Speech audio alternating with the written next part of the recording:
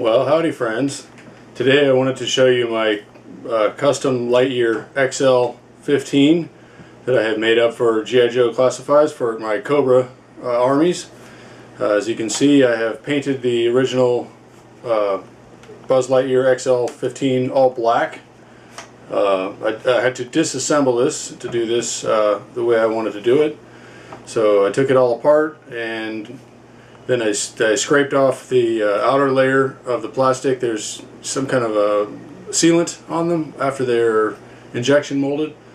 So I used a Scotch-Brite for that and took all that sealant off. It took about maybe 2 to 3 hours altogether, and then washed all the parts in water and simple green to degrease them, get all my finger grease off of them, and then I put them, or spray painted them all with primer, gray primer, and then on top of that I did the black paint, which turned out to be a black, flat black that I had, and I wanted it to look glossy because it seems like toys generally have a glossy look to them.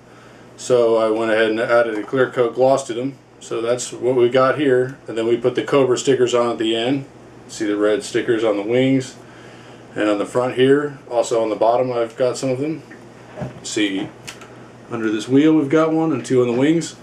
The wheels fold up, but they do not roll, and they are originally all silver, so I had to paint the black parts of the wheels black. Let's see, the inside opens up and springs open, and we've got some painting on the cockpit. Hopefully you guys can see all that, where I chose to just give it some detail on the inside, and also down here those kind of hand panels, some kind of control panels. So originally I got a Buzz Lightyear right behind here over here. This is the figure that came with the original. So that's infinity to infinity and beyond. And originally this backpack kind of slides up in there, and when you open it up he springs up and is ready to launch. So I removed all the guts of that would have normally been inside of here. So took all that out so that it would fit a classifieds figure much better. I'm thinking Destro goes in this, or the Baroness, could be their personal planes, or it might have a black bat pilot it. Bat android trooper, which would make it kind of a drone plane then, in that case. So that's mostly all there is to say about it. I'm thinking for Cobra, a couple names for it, but I thought maybe what I would name it would be the CF-33 Cobra Fighter 33 Conquistador. Basically that they're trolling the G.I. Joes because they copied the G.I. Joe's X-30. So I'm thinking Zartan. So Destro pays Zartan to go steal the plans for the X-30, and they know that it's a copy of, but an improvement of the X-30, and so they're basically trolling the G.I. Joes by calling theirs the X-33, like 3 steps up, and the Conquistador, which is like the Conquest, but a little bit more, you know, about conquering, I'd say. So I thought that could be a good name, CF-33 Conquistador, but there could be other names for it as well, obviously. I thought Black Blight maybe, but a Black Buzzard. So I think maybe for squadrons I would call it maybe the Black Buzzard Squadron would be, if there was multiple of this one.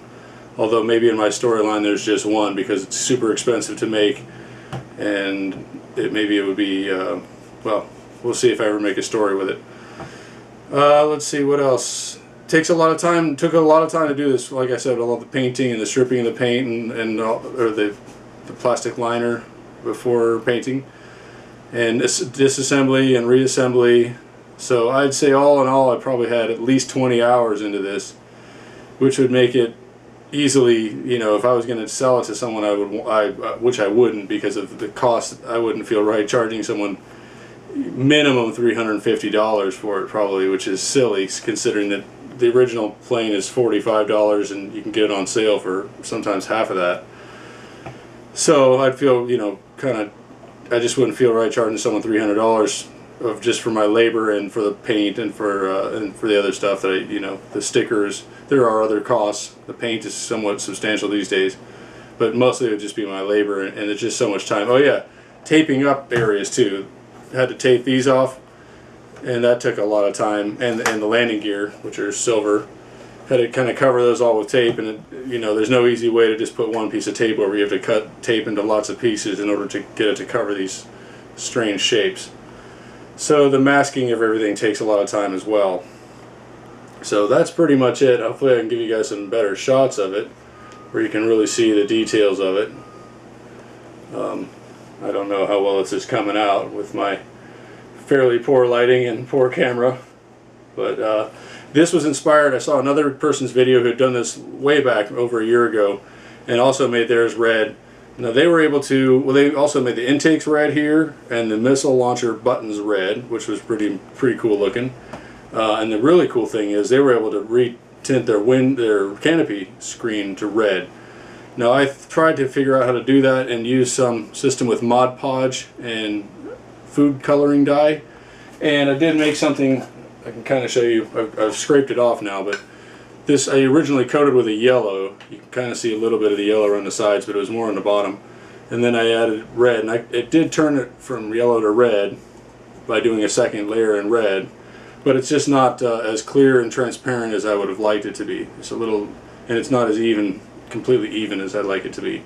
So it did sort of work, and this is a flat bottom too. I really just didn't think it was going to work with this shaped canopy, because if I put it in there it would all sink to the bottom, wouldn't stay evenly on the sides, and I just thought it probably wouldn't look good.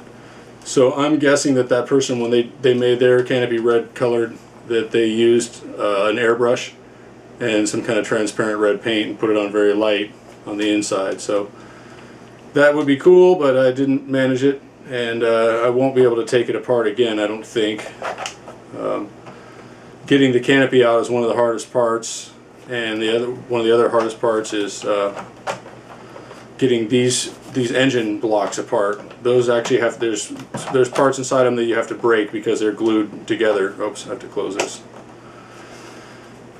So yes, to get these apart takes a bit of force, and end up having to break some pieces it doesn't hurt it in the long run, because when you reattach it, you screw it back from the inside, and the screws go all the way through the bottom piece into the top piece and pull the top down. So the fact that they're not glued together anymore makes no difference. So that's mostly it here. And once I finish this, I kind of wondered what it would look like in Rattler Blue. So what do you think it would look like in Rattler Blue? Let's see. And there we have it, in Rattler Blue. So this is a dark navy blue paint on another one that I did, and this time I decided I would paint the details, make these silver colored and sort of match the color of the other silver pieces that I've taped off. And this time I also taped off the engines, but left the wings parts of the engines exposed to paint. So I like how that looks as well for a Rattler style, just to have a little just other coloration going on. And I painted the missiles on this one silver instead of red, so a little more different color there for the details. Otherwise it's mostly the same as the black one. Oops, hope I didn't pull that out too far. Painted the interior the same way as with the black one.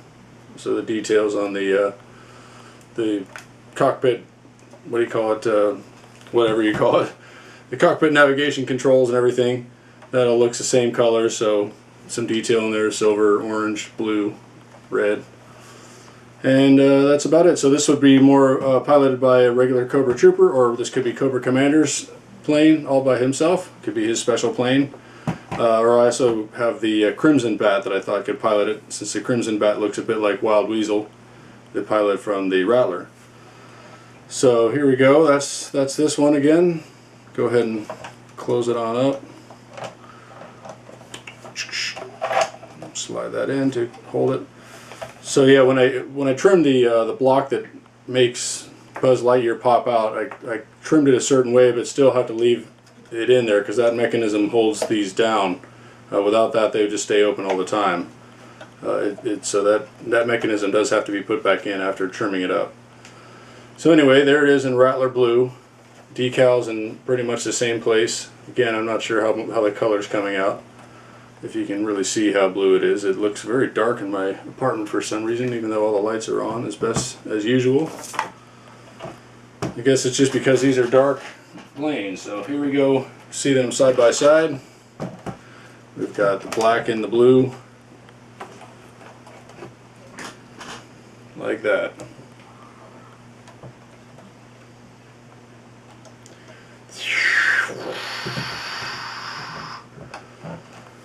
Two Cobra XL-15s or CF-33s, however you want to name them. Oh yes, one more detail about this. This one I wanted to paint the canopy blue around as well. This one I could leave black because that's the original. This time to paint this blue I had to mask off all the yellow parts of the windscreen inside and out in order to paint that and not get blue all over the yellow. So this one involved a lot more masking off since I had to mask off the engines and the canopy as well as the parts that I masked off on the black one, which are these engine components there and the landing gear. So that's about it. So just wanted to show you guys the things that you could do with these if you bought them, and why they're fairly expensive. You know, such a thing. I can understand why the Dragonfly they're asking $275. I mean, obviously it could be less than 150, and that the other prices, the figures coming in, and that they're charging us money. I think also just to be part of the elite club that owns one. You know, to feel special. That's part of the price too. But you know, having gone through the time to paint these and realizing that those H.I.S.S lab projects probably do involve paint. They're probably not just injection molded plastic alone.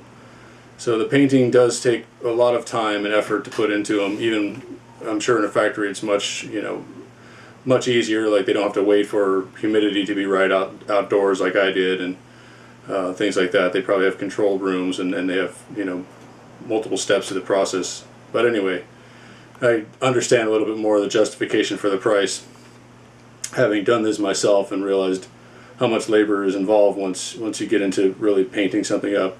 And these really have no special washes on them, or there's not a whole lot of different kinds of paint. There's just a few layers. There's the primer, and then the top coat, and then the clear coat on top of that. And there's all the taping off of the parts you don't want. So in a factory setting, of course, they have just like a mask that just set over it, so they wouldn't have to use tape or anything. They would just set it on there, go ahead and spray, and then take them. It's like a mechanical thing, or a fixture you'd call it. So anyway, that's enough about these for now. I hope you guys got some inspiration to customize some of your own stuff.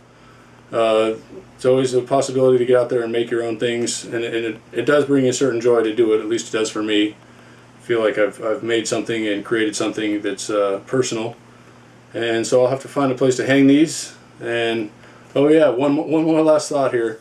I have considered possibly doing a third one in a maroon or red color to be like the Firebat, and then that would probably have white decal stickers or white stickers. I'm just not totally motivated to do it right now because, like I said, it takes a lot of time, 20 plus hours, plus there's a lot of time with painting and waiting for it to dry, or for the right humidity conditions, temperature, humidity conditions. So there's just a lot, and I really don't enjoy having projects sort of halfway done. I really like to get started and finish it, and these don't really allow that. I can take it all apart one day, and then the next day I can do all the scrubbing of the plastic, and then the third day I can do the washing it all, or cleaning off the parts and begin masking. But then if I have to wait to do the painting, it gets to be frustrating to me. So we'll see if I ever get around to making a third one in maroon color. And eventually, I don't think this particular toy will be around much longer. They've been on sale and been trying to get rid of them for a while. That movie's already been over for a year now, so it may be past the point of no return for getting another one of these. Although it seems like nowadays toys are always available if you want to get them. Someone will have it for years from now. So I guess I could always change my mind and decide to make one of those in a few months or in a year or something. And I definitely learned how to do it better the second time.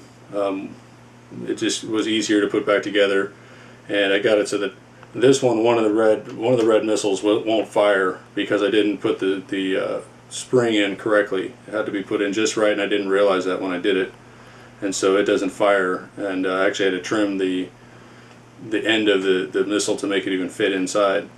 Whereas this one, I saw how to do it right, and played with it before I put it all back together until I figured out how to make it work. So both of these rockets do fire on this one. Well, here are all the parts of the XL-15 blue Rattler color that are laid out before I'm reassembling them. Just wanted to let you guys see how many parts there are before they're reassembled.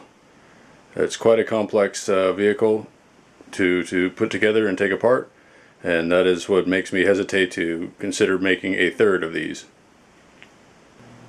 Anyway, that's a lot to be said about all these. So I hope you guys enjoyed this, and like I said, got some ideas. Take care. Bye now.